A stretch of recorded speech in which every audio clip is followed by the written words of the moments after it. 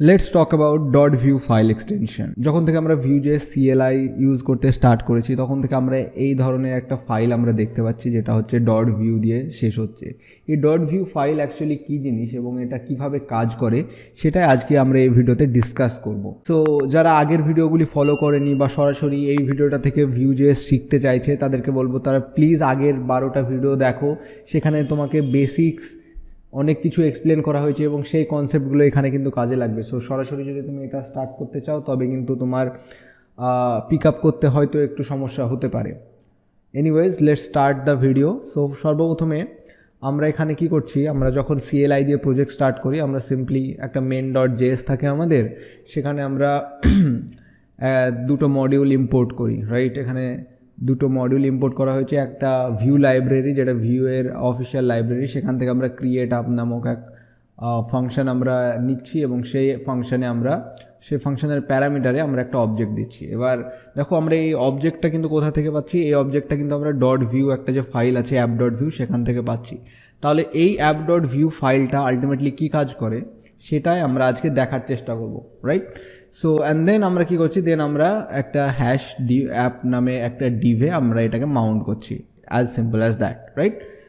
So এত দূর অবধি তো সব ঠিকই আছে, কিন্তু সমস্যা হচ্ছে এখানে এই যে ডট ভিউ ফাইল এটা একটা অবজেক্ট কীভাবে এখানে পাঠাচ্ছে। কারণ আমি যদি অ্যাপ ডট ভিউ দেখাই তাহলে দেখতে পাবো একটা আলাদাই এদের নিয়ম কানুন চলছে, মানে একটা আলাদাই এদের সিনট্যাক্স, আলাদাই সব কিছু।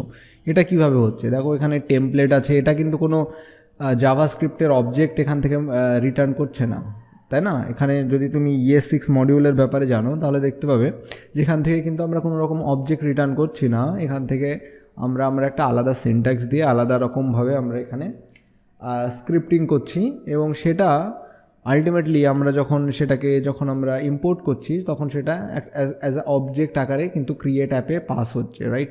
সো ওটাই আমরা দেখবো আর কি, যে আমরা এটা আলটিমেটলি এটা কী কাজ করছে। আমরা vue.js এর যে অফিসিয়াল অফিসিয়াল ডকুমেন্টেশন আছে আমরা সেখান থেকেও কিছু রেফারেন্স নেওয়ার চেষ্টা করব, নিয়ে বোঝার চেষ্টা করব আলটিমেটলি যে এই যে ডট ভিউ এক্সটেনশনটা সেটা কীভাবে কাজ করে। তবে এই ব্যাপারে ডিসকাস করার আগে চলো আমরা আগে এটা দেখে নিই যে নর্মালি কম্পোনেন্ট কীভাবে কাজ করে, রাইট? নর্মালি আমাদের যদি একটা কোনো বেয়ারবোনস জাস্ট একটা অ্যাপ থাকে, সেখানে কীভাবে আমরা vue.js এ কম্পোনেন্ট রেজিস্টার করাই বা কীভাবে কম্পোনেন্ট ইউজ করে আমরা সেটা আগে একবার দেখব, রাইট? সো আমরা 10 নম্বর লেসনে আমরা 10 নম্বর লেসন না, আমরা 6 নম্বর লেসনে কম্পোনেন্টের ব্যাপারে শিখেছিলাম। তো চলো 6 নম্বর লেসনের প্রজেক্ট ফাইলে যাই, আমরা গিয়ে দেখি যে ওখানে আমরা কম্পোনেন্ট কীভাবে করেছি। সো দেখো আমার এখানে হাইলাইট করা আছে লাইন নাম্বার 23 থেকে 60। অ্যান্ড গাইজ যারা এই সোর্স কোড কোথায় পাবে জানো না, তারা নিচে ডেসক্রিপশান চেক করো, ডেসক্রিপশানে সোর্স কোডের লিঙ্ক দেওয়া আছে। সমস্ত কোড যা এখানে করা হয় সব কিছুর ওই একটা গিটহাব রিপোজিটরি আছে, ওখানে যখন আমরা নতুন একটা করে ভিডিও বানাই তখন তার একটা করে কমিট করে দেওয়া হয়। So please check the description for more information. So দেখো এখানে আমরা কম্পোনেন্ট কীভাবে রেজিস্টার করেছি, রাইট? এখানে কম্পোনেন্ট আমরা রেজিস্টার করেছি খানিকটা এইভাবে। আমাদের প্রথমে ভিউ ক্রিয়েট অ্যাপ নিয়েছি, তারপরে আমাদের যে নর্মাল যে প্রপার্টি, ডেটা প্রপার্টি, মেথড সব দিয়ে দিয়েছি। তারপরে আমরা কী করছি, এই যে এই অ্যাপের যে কম্পোনেন্ট ফাংশনটা আছে সেটা আমরা এখানে কল করেছি। ইনভোক করার পর সেখানে আমরা তাতে কি দিয়েছি, তাতে আমরা তাতে সেটা নেয় অ্যাকচুয়ালি দুটো প্যারামিটার, একটা হচ্ছে component name which need to be unique and then another is object, right? So see this object has a lot of property. First thing props, methods, template, okay? So আমরা যদি এইটুকু কম্পোনেন্টটাকে যদি আমরা এই একটা view file app dot view বা যে কোনো ধরনের ভিউ ফাইলের সাথে যদি আমরা কম্পেয়ার করি তাহলে আমরা একটা সিমিলার স্ট্রাকচার দেখতে পাবো। আমরা সিমিলার স্ট্রাকচার দেখতে পাবো যে এই যে আমাদের টেমপ্লেট, যে আমরা যে প্রপার্টিটা আছে, এই যে অবজেক্টের মধ্যে টেমপ্লেট প্রপার্টিটা আছে, এবার আমরা যদি অ্যাপ ডট ভিউ তোমাদেরকে ওপেন করে দেখাই তাহলে দেখতে পাবে এখানে একটা টেমপ্লেট ট্যাগ আছে, right? And then there is a separate section for only JavaScript. So এখানে আমাদের কি আছে, আমরা জাভাস্ক্রিপ্ট নর্মালি এখানে আমরা লিখতে পারছি, রাইট? এখানে ডেটা প্রপার্টি, কম্পিউটার সব কিছু কিন্তু আমরা এখানে ওই অবজেক্টের মধ্যে লিখছি, কিন্তু এখানে কি একটা নর্মাল আলাদা একটা স্ক্রিপ্ট আছে, ট্যাগ আছে, তার মধ্যে আমরা এর দেখো একটা ES6 আবার ওই ডিফল্ট এক্সপোর্ট করছি, ঠিক আছে, মডিউল সিস্টেম আমরা এখানে ইউজ করছি, দিয়ে আমরা এখানে ওই প্রপার্টিগুলো কিন্তু আমরা এখানে দিচ্ছি, রাইট। সো এটা কিন্তু একটা সিমিলারিটি, রাইট। সো এখানে যদি আমি তোমাদেরকে ঠিকভাবে দেখাই তাহলে দেখতে পাবে এই যে কম্পিউটেড মেথড প্রপার্টিগুলো যেগুলো অ্যাকচুয়ালি আমাদের hold on, not this one actually যে এই যে টেমপ্লেটগুলো আছে, টেমপ্লেট তারপরে মেথড প্রপার্টি, সেগুলো কিন্তু আমরা এখানে আমরা কিন্তু তার সামঞ্জস্য আমরা কিন্তু একটু একটু দেখতে পাচ্ছি, রাইট। সো তার মানে কি, তার মানে হচ্ছে এইভাবে অ্যাকচুয়ালি কি আমরা কম্পোনেন্ট সচরাচর রেজিস্টার করে থাকি, রাইট। এবার এটা থাকতে আমরা কেন এইভাবে আলাদাভাবে ডট ভিউ ফাইল তৈরি করবো, রাইট, এটাতে কি সমস্যা সে ব্যাপারে আর কি কথা বলবো। সো এই যে এইভাবে নর্মালভাবে যে আমরা কম্পোনেন্ট রেজিস্টার করি, এটারই একটা রিপ্লেসমেন্ট হিসাবে এই যে এসএফসি বা সিঙ্গেল ফাইল কম্পোনেন্ট যে কনসেপ্টটা আছে ভিউ, সেটা এখানে ইন্ট্রোডিউস করা হয়েছে, রাইট। সো এটা কি হয়, এখানে আমরা এই যে টেমপ্লেট এবং যে স্ক্রিপ্টগুলো আছে বা স্টাইলগুলো আছে সেগুলো আমরা আলাদাভাবে লিখতে পারি। ভিউ সেগুলোকে নিয়ে সেগুলো তারা ওয়েব প্যাকে বান্ডেল করার পর তারা ওটাতে তারা সেটাকে একটা অবজেক্টে কনভার্ট করার পর সেটা ভিউ নিজের থেকে পুরোপুরি যে কাজটা থাকে সেটা নিজে সামলে নেয়। সো আমি এবার এটাকে একটু দেখাবো, right.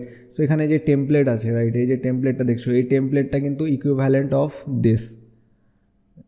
this template, actually not this one, hold on, this template tag is equivalent to this template property, right. So এখানে আমরা কি করছি দেখো, এবার এখানে এইভাবে করার সমস্যাটা কি জানো, এখানে এইভাবে করার সমস্যাটা হচ্ছে যে আমাদের ফাইল এই যে একটা এনক্যাপসুলেশন একটা ব্যাপার থাকে, একটা রিউজেবিলিটির ব্যাপার থাকে। তো এখানে কি এইভাবে যদি আমরা একটা বড় টেমপ্লেট তৈরি করতে যাই বা এইভাবে যদি আমরা কোনো একটা কম্পোনেন্ট তৈরি করতে যাই, তাহলে কি হবে দেখো, এখানে তুমি কিন্তু কোনো রকম সিনট্যাক্স হাইলাইটিং বা সেই রকম কোনো রকম তুমি সুবিধা পাচ্ছ না। এখানে জাস্ট অ্যাজ আ স্ট্রিং হিসাবে এটাকে ট্রিট করছে, রাইট। এবার এই স্ট্রিংয়ের মধ্যে কিন্তু তোমাকে নিজে থেকে সব কিছু লিখতে হচ্ছে। এখানে তুমি কোনো রকম CSS কালার হাইলাইটিং বা এখানে কোনো রকম ট্যাগ হাইলাইটিং পাচ্ছ না। সো এই ক্ষেত্রে কি তোমার পুরো যে কম্পোনেন্ট লেখার ব্যাপারটা থাকে এটা কিন্তু অনেকটা হার্ড হয়ে যায়। এই জন্যে কী হয়েছে, এই জন্য এই যে এসএফসি কম্পোনেন্টগুলো আছে, সিঙ্গেল ফাইল কম্পোনেন্ট, সেগুলোতে কি হয়, সেগুলো আমরা এখানে ইউজ করে থাকি। সো টু সামারাইজ দিস, এই যে কম্পোনেন্ট আছে, এই যে কম্পোনেন্ট আমরা এইভাবে রেজিস্টার করাই, ঠিক আছে, এইভাবে যে এই একটা অবজেক্ট পাস করাই, রাইট। এখানে আমরা কি করছি, ওই জায়গায় আমরা এই যে ডট ভিউ ফাইল আমরা এখানে ইউজ করছি। এবার এরা কি করে, এটা কি হয়, vue.js এটাকে নিয়ে এটার তার করসপন্ডিং অবজেক্টে কনভার্ট করার পর ওয়েব ব্যাকে তার কনফিগারেশন আছে এবং সেটা তারা আমাদের main.js এখানে পাঠিয়ে দেয়, right. So this is what going on behind the scenes, okay. এই যে ভিউ ফাইল এক্সটেনশনের ভেতরে এই জিনিসগুলো কিন্তু হচ্ছে, রাইট।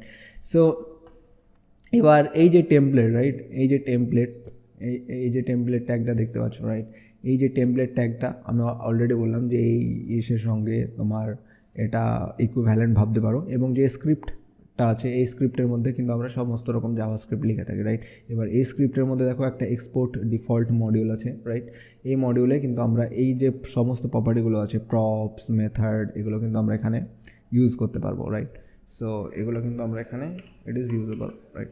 সো এবার আমাদের কোয়েশ্চেন আসছে যে আমরা কেন এটা ইউজ করতে যাব। আমরা তো বুঝলাম যে ভিউ ফাইল কী জিনিস, এটা অ্যাকচুয়ালি একটা আমাদের যে সিঙ্গেল ফাইল কম্পোনেন্ট, রাইট। এটা কী করে, এটা এই যে আমরা এইভাবে আগে কষ্ট করে কোড লিখতাম, রাইট, কষ্ট করে আমরা যে টেমপ্লেট লিখতাম, সেটা আগে যেভাবে আমরা কষ্ট করে এইভাবে কম্পোনেন্ট লিখতাম, সেই যে প্রবলেমটা আছে সেটা কিন্তু এই মেথডে কিন্তু আমরা পুরোপুরি মিটিগেট করতে পারছি। তার মানে কি, আমরা অতি দ্রুত আরও তাড়াতাড়ি র্যাপিডলি আমরা কোড লিখতে পারছি এবং আমাদের সিনট্যাক্স হাইলাইটিং হচ্ছে, সমস্ত রকম কাজ হচ্ছে, এবং আমরা এখানে আরও কিছু পার্কস আছে, যে পার্কসগুলো আমি তোমাদেরকে সরাসরি যে ভিউয়ের ডকুমেন্টেশন আছে আমি সেখান থেকেই আমি এটাকে পুল আপ করবো, right. So see here, so as they say it's called single file components. আমি এটার ডেসক্রিপশানে লিঙ্কও দিয়ে দেবো, রাইট। সো আমি আগেই বলেছি যে তোমরা যারা এই ভিডিও সিরিজটা ফলো করছো তারা অবশ্যই একবার এই যে পুরো ডকুমেন্টেশনটা যদি তুমি একবার পড়ে নাও, রাইট, এটা যদি একবার পড়ে নাও তাহলে আমার মনে হয় না তোমাকে আমার মতো কারো বা অন্য কোনো ইউটিউব ভিডিও দেখার দরকার আছে। সো আই অলওয়েজ রেফার যে তুমি কখনও কোনো ফ্রেমওয়ার্ক বা কোনো রকম টেকনোলজি শেখার আগে তার তুমি ডকুমেন্টেশনটা একবার পড়ে দেখো, আমার মনে হয় তোমার 80% যে ডাউট আছে সেগুলো কিন্তু ক্লিয়ার হয়ে যাবে। সো আবারও আমি এখানে আমাদের ডকুমেন্টেশনের রেফারেন্স নিচ্ছি, রাইট।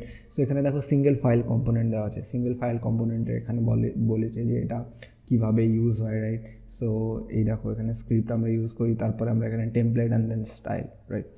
সো কীভাবে এটা কাজ করে, so vue.js framework specified file must be pre-compiled, right? As I said, a compile SFC মানে এই যে একটা compile component যেটা থাকে সেটা জাভাস্ক্রিপ্টের একটা স্ট্যান্ডার্ড মডিউল, ঠিক আছে। এবার ওই মডিউলটা দেন it is imported as a ES6 module and then we can use that, right? So ওইভাবে আমরা এখানে কিন্তু এটাকে ইউজ করে থাকি। এবার যদি আমরা আরেকটু নজর দিই তাহলে দেখতে পাবে যে আমাদের আরেকটা ওয়ার্ড কিন্তু বারবার রিপিট হচ্ছে, ওয়েব ব্যাক। মানে এই যে ওয়েব ব্যাক ব্যাপারটা আছে, ঠিক আছে, এই যে ওয়েব ব্যাক হচ্ছে একটা বান্ডলার, মানে এই যে তোমার সমস্ত রকম জাভাস্ক্রিপ্টের রিসোর্স যেটা আছে, জাভাস্ক্রিপ্ট, CSS এবং যে মার্কআপগুলো আছে সেগুলো কিন্তু একসঙ্গে এটা বান্ডেল করে, রাইট। কিন্তু এই যে ওয়েব ব্যাক বা আরও যে বান্ডলার আছে এই সব ব্যাপারগুলো এই যে vue.js বা সেভেল্ট, রিয়াক্ট, এইসব যে মডার্ন ফ্রেমওয়ার্কগুলো আছে তাদের টুলিং এত স্ট্রং যে তোমাদেরকে জানতেও হয় না যে ওয়েব ব্যাক কী জিনিস, রাইট। সো এই ওয়েব ব্যাক কিন্তু এই যে বিহাইন্ড দ্য সিন এই যে সমস্ত রকম বান্ডলিং, অপটিমাইজেশন এগুলো কিন্তু এই ওয়েব ব্যাক কিন্তু করে থাকে, রাইট। সো যদি সময় থাকে তোমাদের ওয়েব ব্যাকের ব্যাপারে পড়বে, এখানে আমাদের ওয়েব ব্যাকের ব্যাপারে অতটা জানার দরকার নেই। যদি ওয়েব ব্যাক জেনে থাকো তাহলে এটা অনেক তোমার বুঝতে আরও কিন্তু সুবিধা হবে, রাইট। যে মডিউল কিভাবে কাজ করে বা একটা সাধারণ কম্পোনেন্ট কিভাবে মডিউলে আমরা এখানে এটা কম্পাইল হয় সেই সব বিষয়গুলো কিন্তু হজম করতে আমাদের আরও কিন্তু সুবিধা হবে, right. So as I said, এটা পুরোটা যে আমাদের যে কম্পোনেন্টটা আছে সেটা একটা স্ট্যান্ডার্ড জাভাস্ক্রিপ্ট মডিউলে কনভার্ট হয় এবং সেটা then it's get imported to normal JavaScript file and then we can see that in the browser or wherever we are using it. So বলার মানে এটাই যে এই যে ভিউ ফাইল এটা দেখে ঘাবড়ানোর কিছুই নাই, এটা জাস্ট নর্মাল আমরা যেভাবে আগে ইউজ করেছি সেই রকমই, শুধু একটা মাত্র আমাদের এখানে অনেক রকম অ্যাডভান্টেজ যেটা কি সেটা হচ্ছে আমরা নর্মাল যেভাবে HTML লিখি সেভাবে আমাদের প্রত্যেকটা জিনিস আলাদা আলাদাভাবে সাজানো আছে। সর্বপ্রথম আমাদের মার্কআপ থাকবে, তারপরে আমাদের কাজ করার জন্য সেখানে আমাদের স্ক্রিপ্ট থাকবে এবং পরে আমাদের এখানে স্টাইল থাকবে, রাইট। সো এই যে ভিউ ফাইল এটা কিন্তু আমাদের যে রিউজেবিলিটি আছে সেটা কিন্তু অনেক বাড়িয়ে দেয়, রাইট। সো এই কোড রিডেবিলিটি বা ইউজেবিলিটি বলো সেই সব কিন্তু এখানে আমাদের অনেক কিন্তু ইনক্রিজ হচ্ছে। সো এই ছিল আজকের আমার ভিডিওটা .vue ফাইলকে বোঝানোর। আশা করি ভিডিওটা বুঝতে পেরেছো। এই ভিডিওটা ওই রকম না যে তোমাকে আমি চামচে করে নিয়ে এসে কোনো জিনিস খাওয়িয়ে দিব, বা I am not doing any spoon feeding this days, right. So যদি তোমার সেরকম বোঝার ক্ষমতা থাকে so we are doing this video is kind of like one-to-one communication that happens between two friends. so আমরা ওই ধরনের ফরম্যাট রাখার চেষ্টা করছি, রাইট। কারণ কি বলো তো, কারণ এইরকম অ্যাকচুয়ালি এইভাবেই আলটিমেটলি তোমাকে ফিউচারে এগিয়ে যেতে হবে। কারণ আমি যদি তোমাকে স্পুন ফিডিং করতে শুরু করি, আমি যদি তোমাকে একটা টিউটোরিয়াল তৈরি করে দেখাই এইভাবে করো, তুমি ডিরেক্টলি ওটাকে ফলো করবে এবং তুমি শিখতে কিছুই পারবে না। তাই আমি আমার যে ভিডিওগুলো থাকবে ভিডিওগুলো কিন্তু থিওরিটিক্যাল কনসেপ্ট কিন্তু বেশি থাকবে, রাইট। সো তোমার যদি সেই রকম ভিডিও ভালো লাগে তবে অবশ্যই চ্যানেলটাকে সাবস্ক্রাইব করো, ভিডিওটাতে যদি ভালো লেগে থাকে তবে লাইক করো। যদি কিছু পছন্দ না হয়ে থাকে তাহলে অবশ্যই ডিসলাইক করে নিচে আমাকে একবার কমেন্ট করে জানাও যে আমার এই প্রবলেম বা তোমার এই ভিডিওর এই জিনিসটা আমার ভালো লাগেনি বা তুমি এটা ভুল বলেছো। তো আমি সেটাকে শুধরে নেওয়ার চেষ্টা করবো এবং পরে আমি এটাকে আরও আপডেট করার চেষ্টা করবো, right. So this video I am making for you, right. So তোমাদের ভালো না লাগা বা লাগা এটা কিন্তু খুবই ম্যাটার করবে আমার কাছে, কারণ আমি এটা আমার নিজের জন্য বানাচ্ছি না, আমি অলরেডি এই বিষয়টা জানি, তাই আমি তোমাদের জন্য বানাচ্ছি। তাই তোমাদের ভালো লাগা বা না লাগা সেটা কিন্তু আমার জানা উচিত, right. So just comment something, okay, comment something good or bad, I don't care, just comment something, okay. আর দেখা হচ্ছে পরের ভিডিওতে। তোমরা আমাকে আমার সোশ্যাল মিডিয়ায় ফলো করতে পারো, মেসেজ করতে পারো, হোয়াট এভার ইউ ওয়ান্ট। আর দেখা হচ্ছে পরের ভিডিওতে। Till then stay blessed, stay happy.